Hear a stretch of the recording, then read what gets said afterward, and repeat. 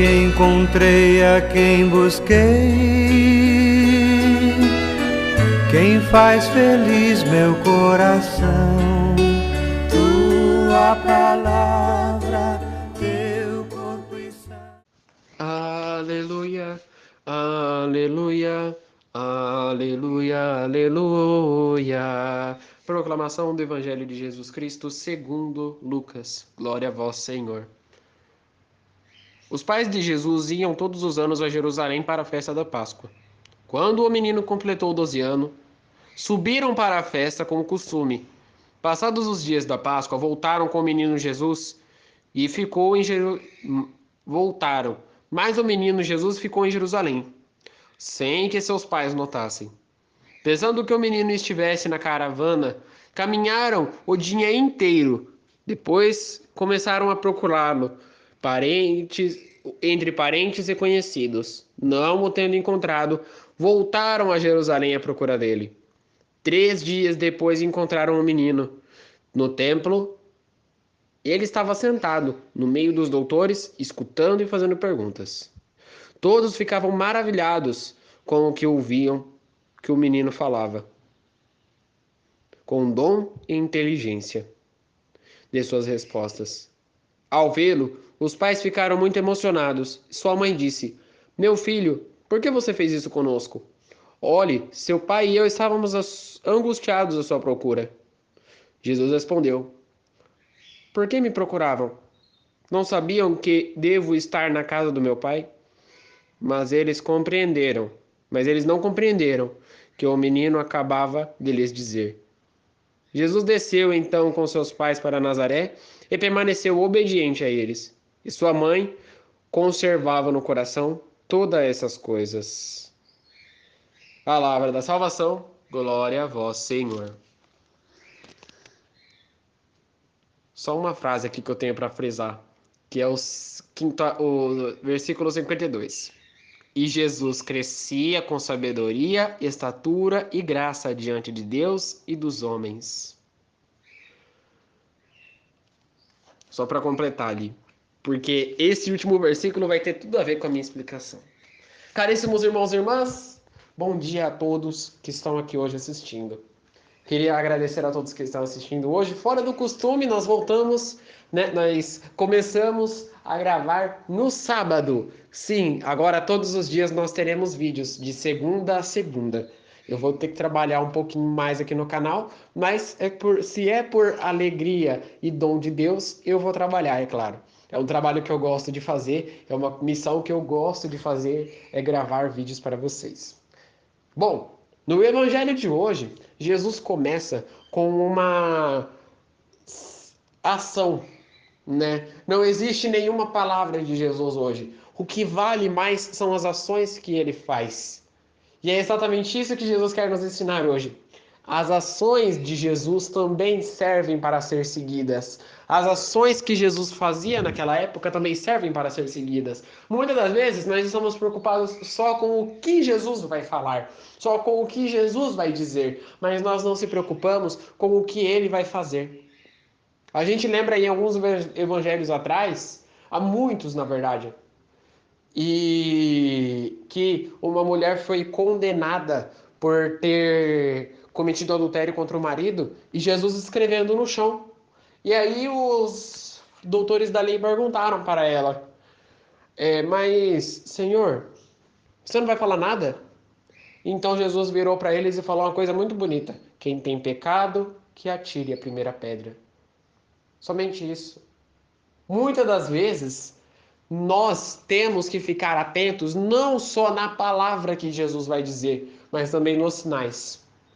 Por que que tantas pessoas esperam um Jesus que fala conosco, que se mostra, que mostra o seu rosto, que diz várias coisas, mas não encontram?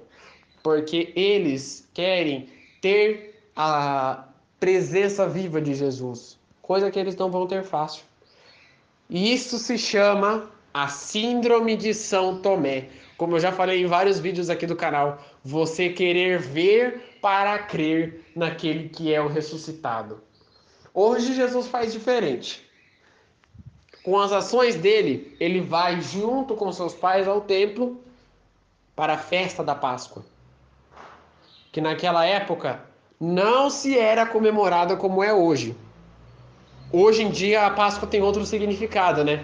A gente pensa muito em ovo, em coelho, né? Em ovo por quê? Renascimento, né? Vocês sabiam que o ovo de chocolate, ele tem a ver com o ovo renascimento? O chocolate ele não é em si algum dom da igreja, porque o chocolate ele foi colocado mais pelo comércio. O comércio que trouxe o chocolate para poder tentar vender. Mas no tempo da minha mãe, quando ela era mais jovem, no tempo que meu pai era mais jovem, quando eles eram crianças, no tempo que as pessoas de idade hoje em dia, que você pode perguntar hoje em dia, você que está assistindo aqui agora, pausa o vídeo e vai lá perguntar pro seu avô o que ele mais fazia, vai perguntar pro seu pai o que ele mais fazia na festa de Páscoa, qual ovo eles faziam. Pergunta para eles se o ovo que eles faziam na festa da Páscoa era um ovo de galinha pintado. Era exatamente isso. Eles pegavam o ovo da galinha, pintavam o ovo e escondiam. E aí eles brincavam naquela época de caça aos ovos, né? A gente vê muito isso nos filmes. Caça aos ovos, que é praticamente o quê? Você vai em busca do ovo. Você tem que achar o ovo. Achou o ovo é seu. Achou o ovo é seu. Você vai em busca do ovo, quem coletar mais ovos ganha um presente. E o presente era o quê? Uma caixa de chocolate. Aí fica fácil, né? Mas as ações daquela época eram totalmente diferentes. Enquanto naquela época, a festa da Páscoa, na época de Jesus, isso não na época dos nossos pais, na época de Jesus. Enquanto na época de Jesus, a Páscoa era se comemorada pela ação da vida da uva, porque naquela época se dava muitas uvas na época da Páscoa. Ou seja, lá para março, abril, estava com o caixa cheinho de uva. Isso naquela época, não hoje em dia. Porém, hoje é comemorado outro. Depois que Jesus morreu e ressuscitou, para nós todo domingo é dia da Páscoa. Amanhã Jesus vai ressuscitar de novo. O mundo se diferencia das ações que eram antigamente. Se antigamente a gente tinha uma Páscoa que era comemorado os dons da uva, do vinho, do pão, hoje em dia depois foi se comemorado uma Páscoa com a brincadeira das crianças que era em caça aos ovos. Depois foi se comemorada a Páscoa que a gente comemora hoje em dia. E para o povo da Igreja Católica se comemora até mais feliz, porque a gente acorda 4 horas da manhã para poder ir na missa. 4 horas da manhã. Pelo menos eu acho aqui que a maioria acorda. 4 horas da manhã para ir numa missa recheada de gente.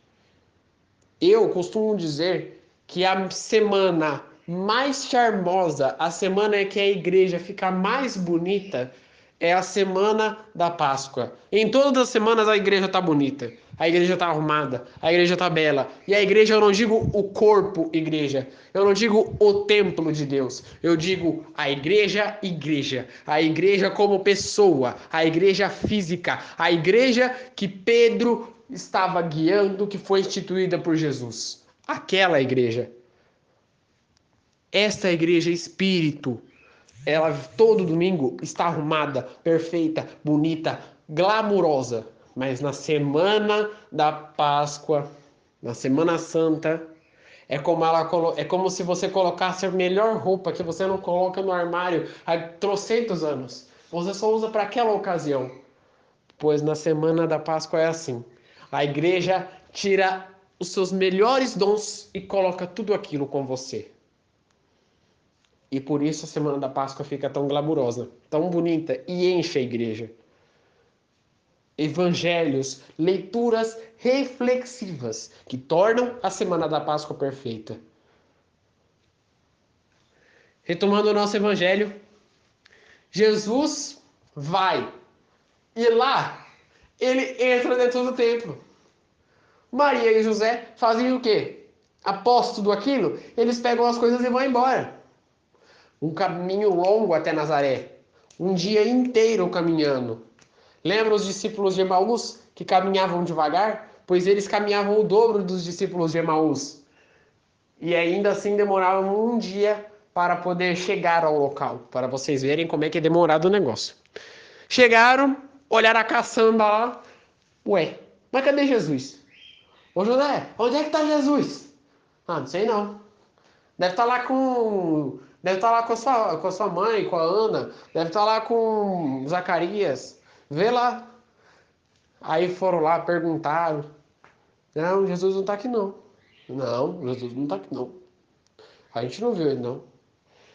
Aí Maria já começou dando a desespero. Ixi, aonde está Jesus?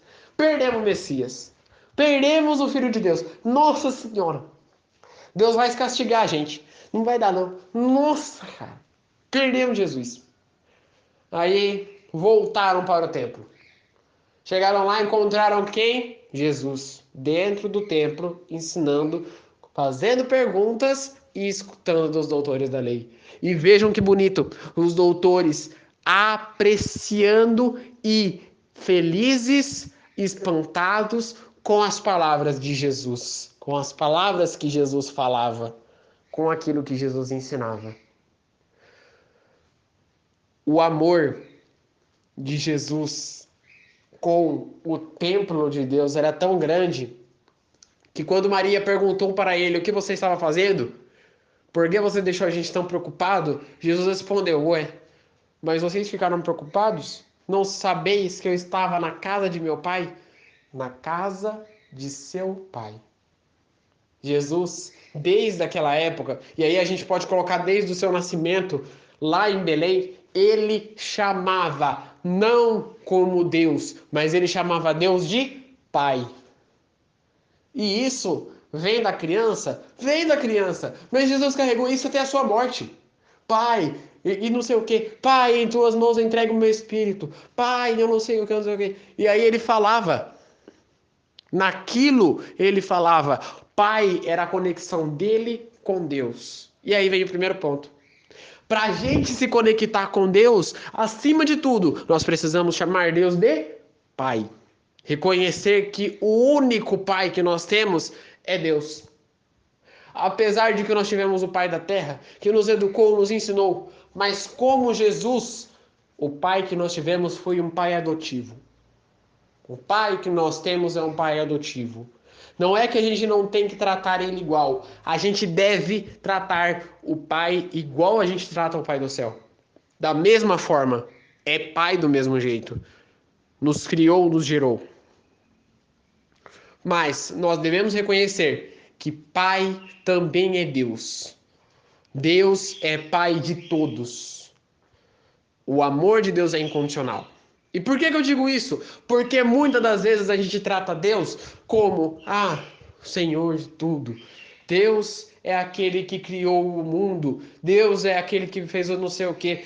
A gente fala de tudo que Deus fez, menos que Deus criou a gente. A gente elogia tanto o nosso corpo, menos o corpo do outro, que foi criado por Deus. E aí a gente escuta as pessoas falando, mas que você não presta. Mas que você é não sei o quê. Mas que aquela pessoa ali, eu não gosto dela. Por que que existe o racismo no Brasil? Por que que existe o preconceito no Brasil? Meus irmãos e minhas irmãs, é justamente por causa disso. Nós não reconhecemos que Deus é nosso Pai e Deus é Pai daquele que a gente está chamando de negro. Que Deus é Pai daquele que a gente estava xingando, que a gente está falando, que a gente está desmerecendo. Uma coisa que eu fico espantado até hoje, de chegar numa prova do estado de São Paulo e estar escrito lá, qual é a sua raça? Eu vou repetir de novo. Quinta-feira eu fui fazer a prova de matemática, aquela OBMAP lá. E chegando lá eu me deparei com uma coisa que me espantou. Tava escrito lá, qual é a sua raça? A gente é cachorro agora para ter raça? Que eu saiba, todos nós somos humanos iguais.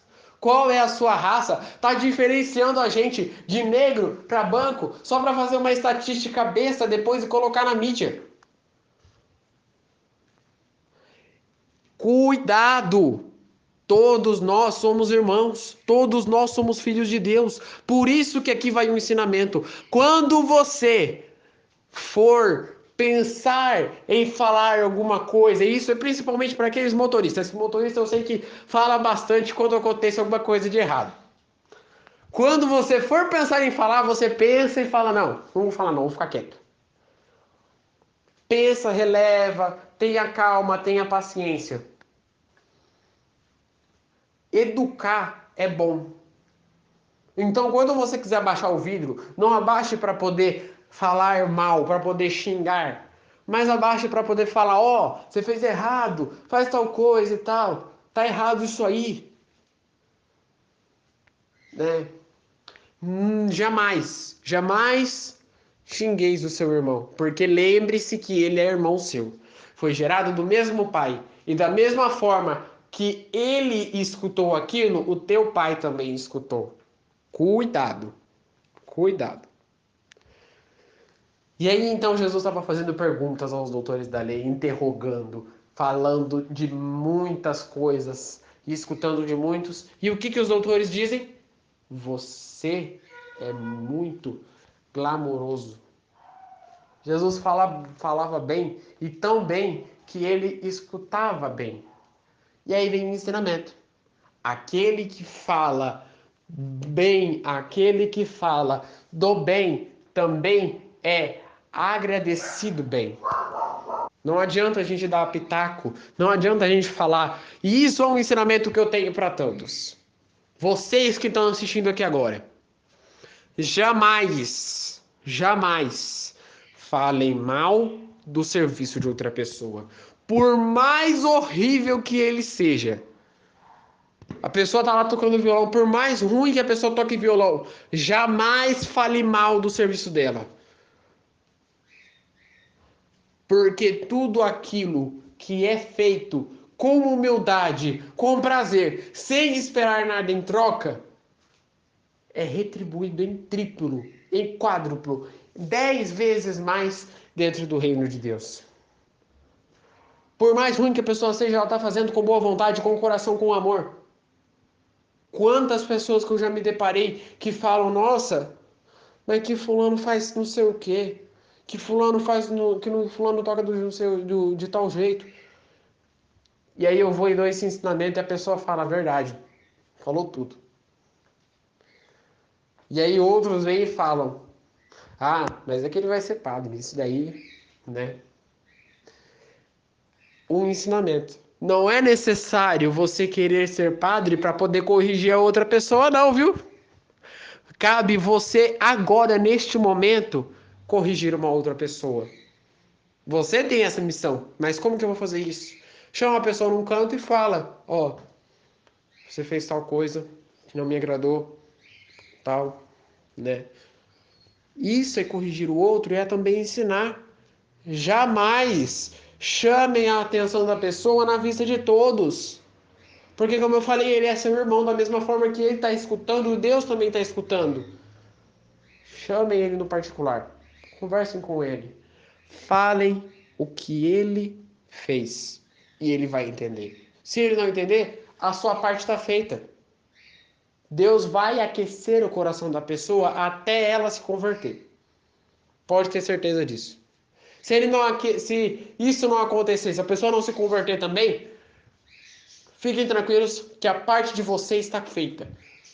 Você, pelo menos, ajudou a salvar uma pessoa. Que Deus hoje nos abençoe e nos guarde para que nós saibamos definitivamente falar dos mistérios dele. Eu vou parar, porque senão vai dar 20 minutos de homilia e vocês 20 minutos de ação aqui no canal e vocês, eu tenho certeza que não vão gostar disso. Rezemos juntos. Pai nosso que estais nos céus, santificado seja o vosso nome. Venha a nós o vosso reino. Seja feita a vossa vontade, assim na terra como no céu. O pão nosso de cada dia nos dai hoje. Perdoai as nossas ofensas, assim como nós perdoamos a quem nos tem ofendido. E não nos deixeis cair em tentação, mas livrai-nos do mal. Amém. Que no dia de hoje fique na paz e na alegria de Deus.